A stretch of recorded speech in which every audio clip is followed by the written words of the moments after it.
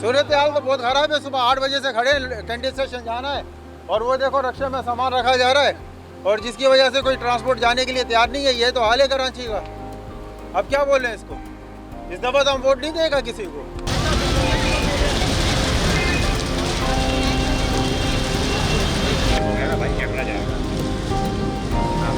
मूसा ये गुजर नाले पे खड़े हुए हम। ये हमारा मूसा कॉलोनी जियाउद्दीन अस्पताल लगता है ना।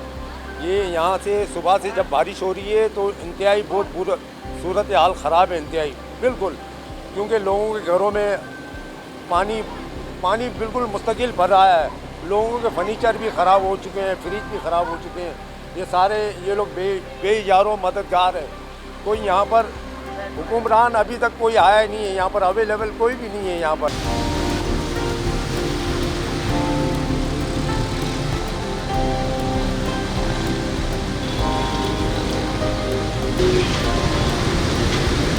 यही करेंगे, गुजारिश ये करेंगे, कोई अल्लाह का बंदा है या हुकूमत का बंदा है, ये मीडिया आप लोगों की मेहरबानी है जो हम इनके तक पैगाम पहुंच रहा है कि यहाँ के कोई आगे अल्लाह के वास्ते इन गरीबों का ख्याल करे।